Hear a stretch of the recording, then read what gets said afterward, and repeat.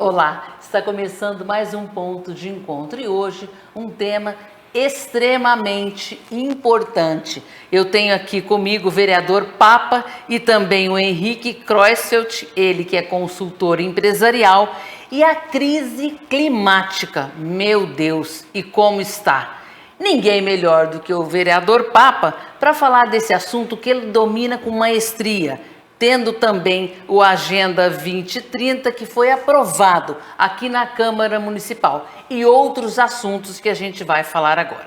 É isso, né, vereador? Primeiro, agradecer mais uma vez a sua participação, a você, Henrique, que gentilmente vem aqui aos estúdios da TV Câmara nos dar uma aula, falarmos um pouquinho desse clima que Ribeirão Preto está, olha, meu Deus.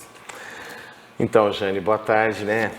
Eu que agradeço a você abrir esse espaço para a gente aqui na TV Câmara, agradecer ao Henrique, consultor, que tem uma agenda pesada também, mas abriu um espaço na sua agenda para estar conosco aqui na TV Câmara. Eu, primeiramente, por conta do assunto, quero agradecer aos meus pares vereadores por terem aprovado, já em primeira e segunda discussão, o projeto que cria o Agenda 2030, né, que é a agenda estabelecida pela ONU como uma meta para os países trabalharem em vários campos da sustentabilidade para que a temperatura do planeta não passe de 1,5 graus além do que é a média. Nós estamos perigosamente avançando esse termômetro e as evidências estão aí para todos verem, né?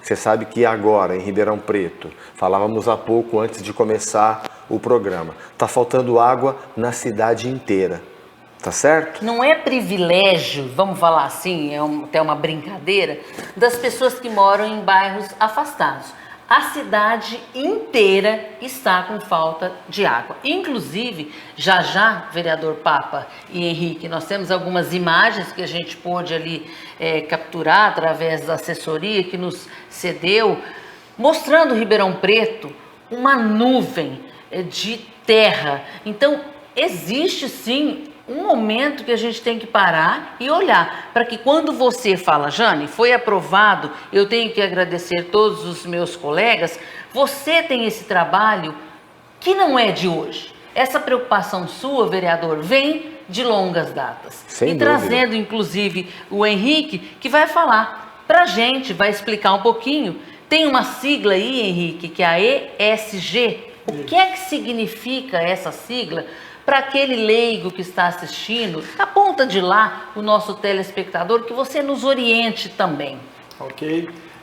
Primeiro agradecer ao convite, parabenizar o Papa pela iniciativa, recebi o seu projeto, fiquei muito feliz e recebi o seu projeto, Papa, no Fórum de ESG que tem da Biatlante Business Park, que é um grupo de fomento, empreendedorismo, startups e projetos sociais para, no caso do Fórum ESG, promoção de parcerias que leve até ao público final, consumidor, creches, asilos, mas que também envolvam empresas nessas ações.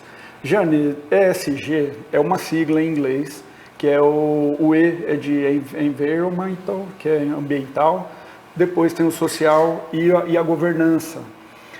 Que empresas têm cada vez mais se dedicado ao desenvolvimento destes projetos.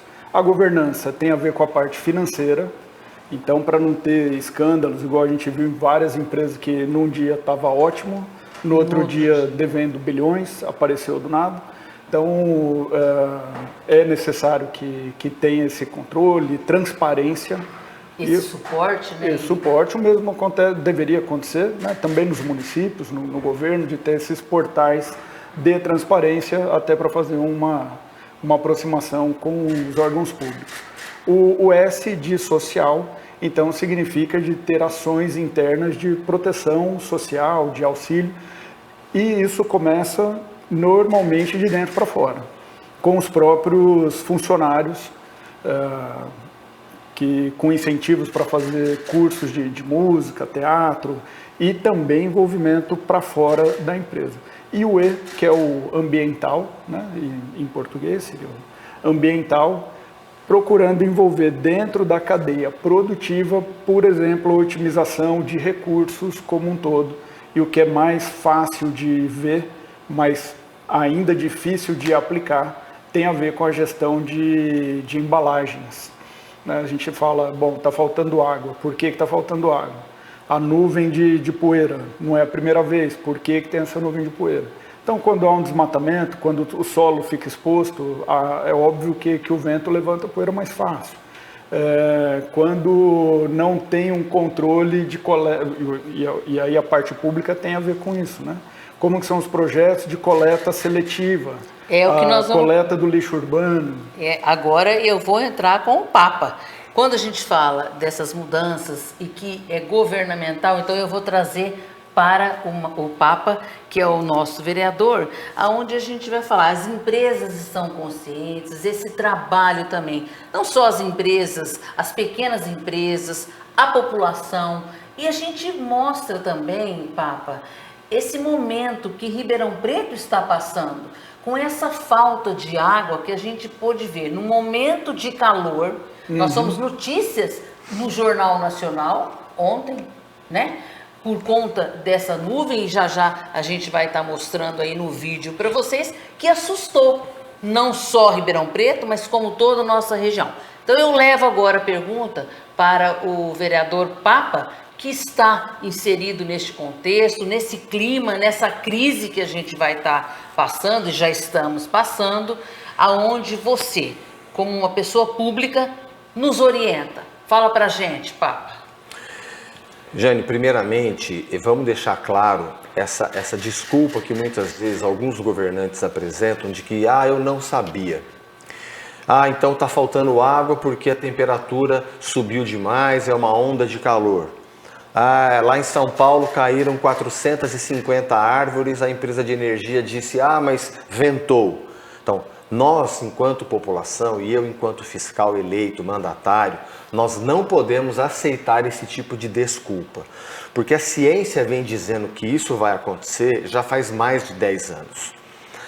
Mais de 10 anos. Então você fala da crise climática, hoje, infelizmente, nós descambamos para uma emergência climática. Já não é mais crise climática. A crise climática já foi, agora é um processo de emergência. Então, eu não admito que um governador, que um prefeito diga, olha, mas ventou muito, choveu muito, porque a ciência está dizendo isso há 10 anos. Então, esse prefeito, esse governador, ele está prestando atenção em quê? No palpiteiro terraplanista que está dando palpite ou na ciência que mostra que isso estava na iminência de acontecer?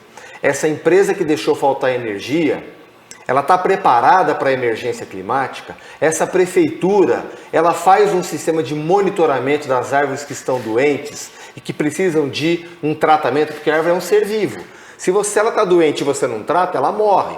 Vamos relembrar? A figueira na porta da Biblioteca Altino Arantes, as figueiras na 9 de julho com Amador Bueno, agora esse jacarandá branco de 300 anos gigantesco na Estrada da Limeirinha, que a prefeitura está mandando extrair porque está doente. Mas e o processo de monitoramento?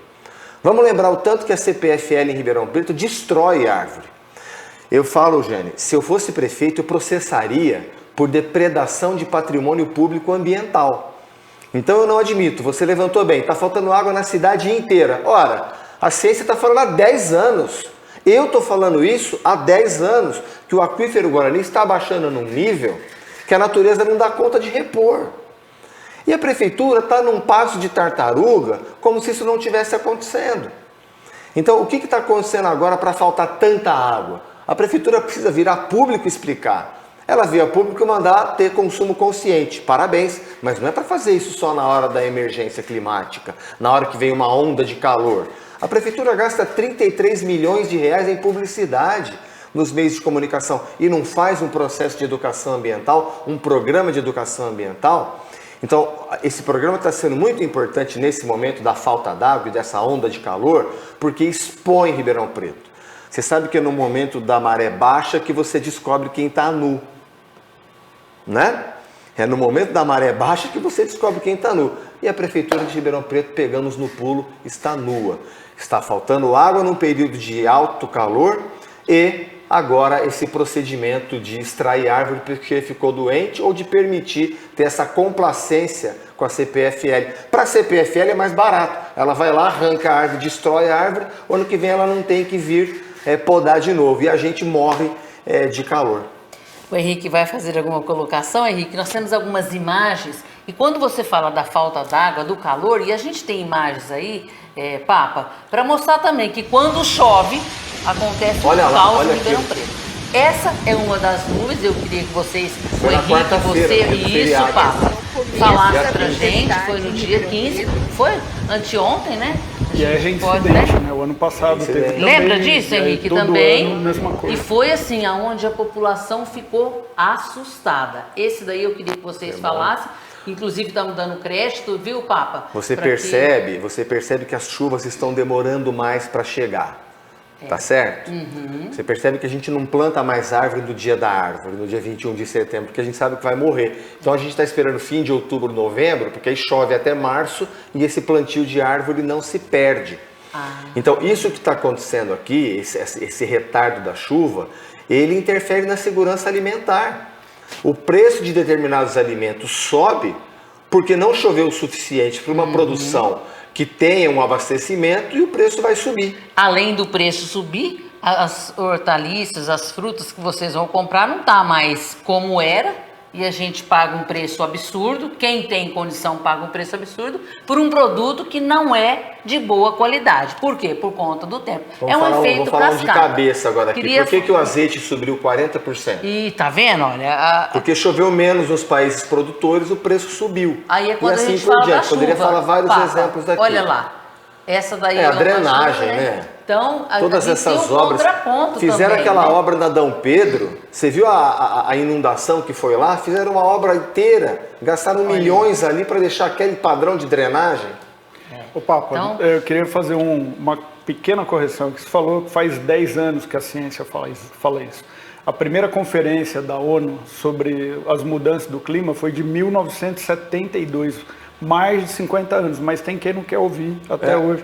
A ECO, que aconteceu no Rio de Janeiro, nos anos 90, já estava lá anunciado. Aí a hora que chega nesse ponto, que é quase irreversível, ele vai fazer o quê? Vai lamentar. E olha só, a ECO 92 foi no Rio de Janeiro. Isso. O que eu disse há 10 anos é que os cientistas estão alertando que a gente está saindo de uma crise climática para uma emergência climática. E chegamos. Agora a gente tem que trabalhar com muito afinco para não vir uma catástrofe climática. Olha o que está acontecendo no Rio Grande do Sul. Verdade. Exato. Nós temos milhões de pessoas no mundo verdade, hoje Papa, tendo que mudar de país porque não tem água. Então, Jane, eu fico assustado. E um adendo aqui, essas pessoas que têm condição, porque aquela que não tem condição, ela vai ficar. Você sabe por que as hidrelétricas, do Brasil estão na região sudeste? Não. Porque é aqui que chove. O regime de chuvas, ele nasce lá na floresta amazônica, ganhando uma frente de oceânica que vem lá do Oceano Atlântico, né? Então vamos lá, uma frente oceânica vem do Oceano Atlântico, se soma a evaporação da mata da floresta amazônica e do Pantanal, bate na Cordilheira dos Andes e vem regular o regime de chuvas aqui. Então as hidrelétricas estão aqui porque aqui chove. Não por outra razão, somos uma potência agrícola, porque somos uma potência hídrica. Temos esse diferencial competitivo que a vida nos deu. Muito bem, sempre que se destrói árvore na Amazônia, prejudica-se o Brasil inteiro. Expõe o país a uma insegurança energética, porque os nossos rios vão diminuindo. Você viu o rio Amazonas, os afluentes do Amazonas lá, secando? Então, assim, esse palpiteiro que põe o cotovelo do balcão e fala, não, é bobagem essa história de crise e emergência climática, tudo bem no balcão. Agora, um prefeito, um governador, eu não aceito, a população está sofrendo, tinha que ter se preparado melhor e informação não falta. Henrique, você acha que, como o Papa coloca aqui, a população também tem a parcela, mas os governadores também têm, prefeitos também têm. Você, com a sua experiência, quando a gente fala de empresas conscientes, tanto grandes quanto pequenas, elas fazem o seu papel? Explica um pouquinho para a gente, você que está mais na linha de frente. E daqui a pouquinho eu pergunto para o Papa da população. Tá. Aí a gente traz aí os contrapontos. Bom, falar de uma maneira absoluta não. É algo que é um incentivo, por isso que o projeto do Papa ele é muito importante para o município, de ter ações de incentivo para mobilizar, para educar, para ter cada vez mais. O que dá para dizer aqui é até de valorizar algumas iniciativas nesse sentido para serem modelos e assim, o que acaba acontecendo. No racional, o ideológico, as pessoas concordam que é importante fazer. Não, sim, todo mundo tem que separar o lixo, mas por que não separa? Né?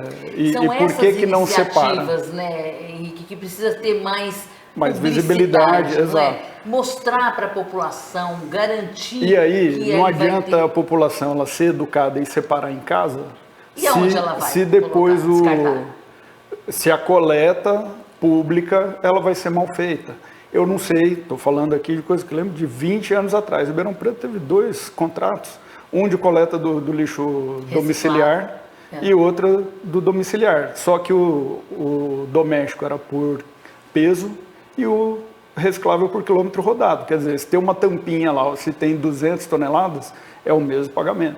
Enquanto tiver esse tipo de contrato, não sei como está hoje, até faço aqui a pergunta ao Papa, pergunta ao Papa, significa que é feito para não funcionar, porque se a população ela se educa, o que acontece muitas vezes? Em alguns prédios, a pessoa tem o projeto de separação e aí vai alguma ONG, algum catador, alguma pessoa lá buscar. Já é algo que traz muito resultado para o local, para quem separa o lixo. Agora, separar e saber que ele vai misturar na hora que vai para o caminhão de lixo, vai prensar e vai para o lixão, vai para o mesmo lugar, aí isso desincentiva a pessoa a fazer aquelas pequenas práticas. Não, fantástico. A Jane já me entrevistou 200 vezes para falar esse assunto aqui, e eu há 11 anos digo isso, e infelizmente Ribeirão Preto gasta milhões de reais para enterrar lixo reciclável em Guatapará. Tem cabimento isso? Uma administração que está indo para o último ano gastar milhões de reais para enterrar lixo reciclável em Guatapará. Hoje, já faz quase um ano, porque desde fevereiro, pela 10ª vez, só nesse mandato desse prefeito, Ribeirão Preto não tem uma empresa para coleta de lixo reciclável. E tivemos que denunciar ao Ministério Público o seguinte: a prefeitura excluiu no próprio edital, Henrique, excluiu a possibilidade de ter cooperativa de catadores, que é uma agressão flagrante à Política Nacional de Resíduos Sólidos, que fala para preferencialmente estimular a cooperativa de catadores, que eu chamo de agente socioambiental. Por que socioambiental? Sócio porque ele faz renda com aquilo, né? Renda, autoestima, autonomia. Ele não está fazendo favor nenhum, não é caridade, é trabalho.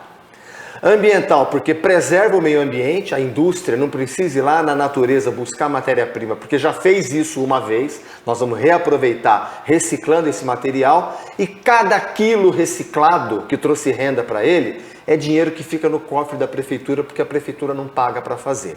Se a gente estender um pouco mais no lixo domiciliar, a compostagem, então, Ribeirão Preto está 30 anos atrasado. E eu, de novo, eu não admito isso numa administração que vai caminhar para o ano que vem, para o último ano. Fosse no primeiro ano, que o prefeito falasse assim, olha, eu estou tomando conhecimento da situação. Não, sabe o que eu tive que fazer? Esse resumo que eu fiz agora, eu tive que fazer para o promotor do GAEMA, aliás, agradecer publicamente o Dr. Guilherme e também a doutora Cláudia Habib, que se assustaram com essas informações e eu os documentei. Eles abriram o inquérito, pegaram na orelha da prefeitura com toda a força e trouxeram ali, ainda não é o banco dos réus. Por que não é réu ainda? Porque eles abriram o inquérito e se comprometeram até fevereiro a apresentar o plano de gestão integrado de resíduos sólidos de Ribeirão Preto. Precisa fazer isso? Está eleito para quê? Antes da eleição, o cara é um gênio. Ele sabe, ele vai resolver. Depois da eleição vira um burro. Não vi, meu assessor está fazendo. É isso que nós precisamos acabar. Eu não queria ter feito nada disso, mas precisei fazer porque é um absurdo uma administração que não dá conta de uma gestão. E você sabe, nós estamos falando em emergência climática e aqui é o CH4, que é o metano, que é 20 vezes mais poluente, é gás do efeito estufa, que o CO2. Tá certo? E Ribeirão Preto, das atividades que nós desenvolvemos, resíduos sólidos é a segunda que mais arremessa gás estufa para a atmosfera. Então, por que negligência da administração? Vereador, eu vou falar mais uma situação ainda que você colocou aqui, Papa. você falou de renda, você falou de ajuda à população. Tem muito mais ainda, porque além de tudo isso, você transforma o ambiente, que é um meio ambiente, favorável, tirando as tampinhas, tirando os recicláveis. Eu falei tampinha, mas tem toda uma outra situação. Fica fácil Aquele de óleo entender, da né? cozinha, fica fácil da dona de casa entender. Aquele óleo que ela despeja na pia, ela pode guardar, aquilo vira sabão, ela pode... Aquelas tampinhas todas, ela pode ir para uma ONG, qualquer que seja, que eles estão hoje arrecadando, vira alimento, uma ração para o pet. Ela pode, os descartáveis, eu não sei o nome exato, dos remédios quando a gente toma. Cartelinhas. Tem um nome específico, um loft, alguma coisa, eu não lembro agora. É porque tem alumínio e plástico. Isso. Ali. E Hospital do Câncer, qualquer um, tanto de Ribeirão Preto quanto Barretos, recebe isso. Então, você ajuda de uma forma geral essa comunidade. Posso dar outro exemplo? Deve, isso é bacana pra gente... Henrique, nós fizemos aqui em Ribeirão, em 2020, uma sugestão que é o Recicla Ribeirão.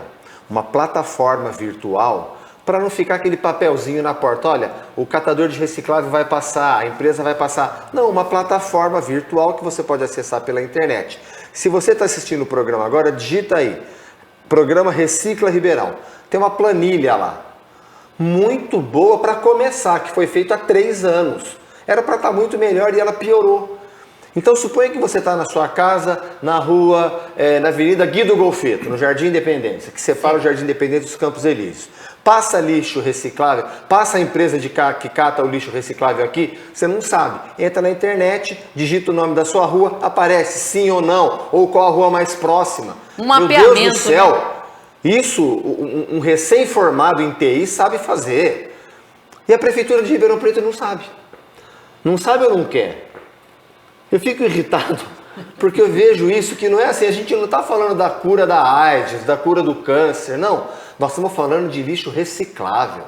Nós estamos falando uma coisa que é muito simples, que é uma baita de uma má vontade de não fazer, expondo a cidade, é isso que você falou. Fica uma cidade suja, Isso. né, que deveria estar bem cuidada. Já repararam a quantidade de papelão que tem pelas ruas de Ribeirão Preto? Porque o preço do papelão baixou. Mas você não vê PET jogado nas ruas de Ribeirão Preto, porque o PET está caro.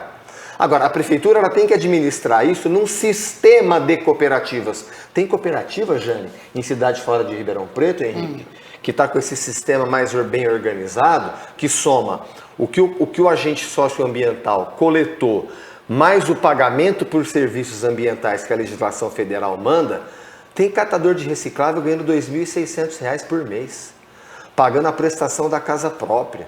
No Minha Casa Minha Vida. Né, pra ter então uma você percebe o alimentação. círculo virtuoso que a economia verde, vamos chamar assim, que a economia da sustentabilidade promove, mas o pessoal ainda está lá na Idade Média, sei lá, preocupado com obra. Tudo bem, eu gosto de obra, quem não gosta de obra? Agora, não desse jeito, né? O assunto não é esse hoje, mas essas obras, começam 700 obras ao mesmo tempo, não entrega nenhuma, as que entrega 2 meses depois tem que reformar. Então, mas vamos fugir do nosso assunto. Vamos no aqui. assunto, e o Henrique ia falar, Henrique, é em bacana. relação às empresas, um outro aspecto, porque a gente está falando de uma ponta, que é o descarte. E a origem, e a produção. Por que não tem um selo de empresa verde que promova de alguma maneira... Incentivando aí? Incentivando, com impostos menores para aquela que... Porque assim, a empresa que ela produz, ela é a principal responsável. E a própria ONU, ela incentiva, né, o selo verde, essa sigla ESG, vem de lá. Eu dou treinamentos para empreendedores e um deles fala de uma característica que se chama exigência de qualidade e eficiência. E nessa parte da qualidade, porque o consumidor percebe enquanto tal, a gente vê hoje muitas mudanças em embalagens, mas ainda muito insuficiente. Isso tem a ver com o gasto de logística, de transporte, e tem a ver com o quanto a empresa ela investe no desenvolvimento ambiental e social. Assim, isso é um custo que até então, quem que paga? É a sociedade e é o meio ambiente, porque uma vez que foi lá e descartou uma garrafa de plástico, um pneu, hoje em dia tem algumas leis que exigem a coleta disso. Assim, eu acho que seria justo e legítimo que se fosse ampliado. Uma forma é punindo porque o custo social ele é evidente, agora não tem chuva. E as pessoas começa só a chover, sentem o que no bolso, acontece? Né? A hora que põe a mão no bolso, né? Ali é a hora que vai... É o órgão do Não é? corpo que mais dói. Não é verdade, Henrique? Não Hora é, começar a Papa? chover, vai entupir vias, aí inunda tudo, olha o custo social de novo. Agora, quem produziu, transferiu esse custo, deixou lá. Então, acho que precisa olhar para toda a cadeia de produção, desde a origem até a redução, né, a coleta, e isso envolve diversos parceiros, que a prefeitura, obviamente, tem um papel em fazer isso, vereadores na proposição, e as empresas, elas precisam ter clareza também sobre o que pode e o que não pode, e mais do que isso, quanto que ela ganha, quando ela tem ações que promovem o desenvolvimento local, porque isso gera uma identificação com o cliente que vai preferir comprar de novo, em vez de comprar daquela empresa que é poluente. Seria uma consciência melhor, Henrique, a gente pode falar assim? Ou seria... Porque a gente vive muito de modismo, É né? mais que isso, viu, Eu gente? acho que vai além disso, Papa? Henrique? Consciência todo mundo tem, a ação é que falta. Então, a vontade de fazer, ok, mas as experiências, o que já deu certo, por que não está nessa plataforma sendo divulgado, para que a população entenda e saiba como ela pode participar, o que pode fazer. E existem milhares aqui em Ribeirão Preto, várias organizações, várias startups que promovem coleta de doação de alimento, roupa, mantimentos, e depois ela distribui na outra ponta também. Então parece que a iniciativa civil, ela dá alguns passos ali para melhorar, mas às vezes ela fica desassistida quando não vem esse apoio institucional do Vou governo. dar um exemplo aqui, quando você faz uma campanha do agasalho, como a população participa, como a população é A solidária. resposta é rápida. É A resposta é rápida. Então, falta a prefeitura dar o bom exemplo. Porque aí forma o que a gente chama de um processo de indução pelo exemplo. A palavra ensina, mas o exemplo, ele arrasta. A palavra ensina, mas o exemplo arrasta. Então, a prefeitura, se desse o exemplo, vamos lá, de novo. Cadê o catatrecos? Vai na rotatória do Branca Salles e você vai ver sofá, armário, fogão jogado ali.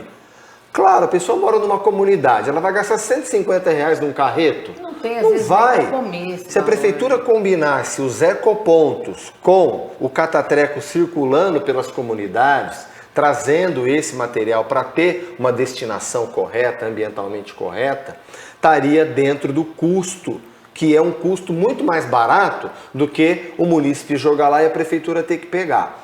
Por que hoje a prefeitura ainda não tem um cadastro de grandes geradores de resíduo em Ribeirão? Então, você percebe que algumas cidades já fazem isso com massa verde. O que é a massa verde? A pessoa mora numa casa muito bonita, ela tem um jardim muito bonito, ela corta o jardim e joga na rua e a prefeitura vai lá buscar. Ora, é justo isso? Não é justo. Por quê? Porque a prefeitura está gastando um dinheiro num bairro de alto padrão que tem o lixo, mas não poderia estar usando isso para o catatreco, vai? O que ela está gastando para recolher a massa verde de um bairro que tem jardins muito grandes, um bairro de alta renda, ela não está gastando dinheiro com o catatreco. Mas ela não tem autoridade moral para cobrar a busca dessa massa verde, porque ela não classifica o grande gerador, médio e pequeno gerador ainda na nossa cidade.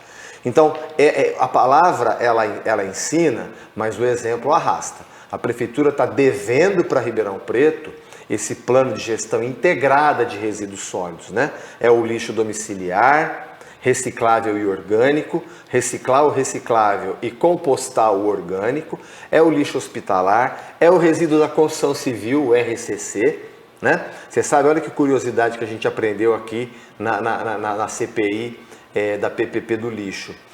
A gente imagina que o maior gerador são as grandes construtoras, né? Não é. As grandes construtoras, elas fazem 20% do resíduo da construção civil, 80% é aquela pequena caçamba que está ali. E é a mais perigosa, porque ali tem solvente, vidro, gesso. É tudo, né? É tudo. Então a prefeitura, hoje em Ribeirão Preto, ela tem um apagão de novas áreas licenciadas para esse modelo de gestão de resíduo. Depois você tem a massa verde, que deveria haver já lá na Mário do Negão, onde é o nosso transbordo, já deveria estar melhor essa logística de triturar lá no pica-galho essa massa verde, porque aquilo ali é insumo para as nossas praças, para o agricultor da agricultura familiar, Vira que um está adubo, aqui né? nos É. assentamentos. Papa. Então, falta muita iniciativa, muito exemplo. E eu acho que falta, às vezes, também um pouco de mais inteligência, perspicácia e vontade de fazer. Vou te dar um exemplo. Ali no Jardim Irajá, onde tem a loja Rosa Cruz, a minha mãe é uma das lideranças ali. E tem um bosque que tem 4 graus a menos do que em outros locais. Por quê? Porque tem árvores frondosas de 30 anos, 40 anos. Me dá um parêntese. Diziam que eu estava exagerando com o programa Ribeirão, menos 3 graus. O Henrique já está com 4, Jane. Isso, medido. Aferido. Você vai nas ruas laterais, depois você se desloca 2 quarteirões, 3 quarteirões. Você já sente ali, né? Já sente. Ali é tudo iniciativa social. Árvores frondosas de 30 anos caem, tem problemas de poda. Aí o pica-galho. Quantas vezes a gente conseguiu apoio para picar lá? 0. Aí o que aconteceu? Compraram um investimento de 26 mil, mais 15 mil para instalar e depois colocar corrente, instalação elétrica para picar o resíduo que foi gerado lá no local. Por que isso não está em cima de um caminhão no pica-galho? E a hora que faz a poda, já pica já e ali deixa. mesmo, já porque, tritura. assim, essa concepção de que é sujeira, que tem que tirar e levar para outro lugar e pica e põe lá longe, ele também, no local onde foi gerado, né, em vez de ter um benefício, lá a gente faz compostagem, tem horta, tem uma pista de caminhada, tem os gatos que aparecem lá aos montes e gera um monte de gente jogando lixo na calçada. Achando que vai estar ali. Pois é trabalhoso dar conta disso. Vamos fazer um paralelo aqui, eu sei que o nosso tempo já se esgotou. Pena, mas é um só assunto tão delicioso que nós isso vamos que voltar, Isso viu, que o Henrique está falando, né? A massa verde, a galhada, ela tem um volume grande e um baixíssimo ou quase nada de valor agregado, mas ela tem uma função ambiental muito grande. Muito grande. Mesmo exemplo, a garrafa, o vidro, né? Ele tem um baixo valor agregado e um volumão.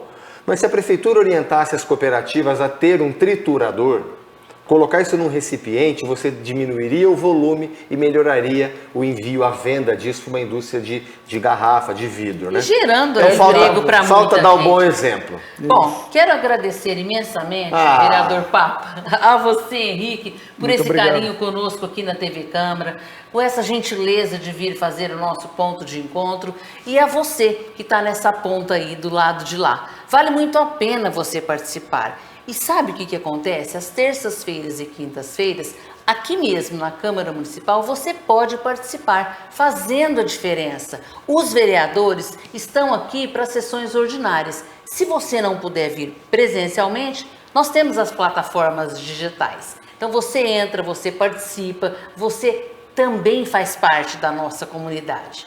Então, a gente vai encerrando aqui mais um ponto de encontro com essa crise climática, que foi o nosso tema hoje, muito bem falado, tanto com o Henrique quanto com o vereador Papa, e a gente espera uma próxima oportunidade.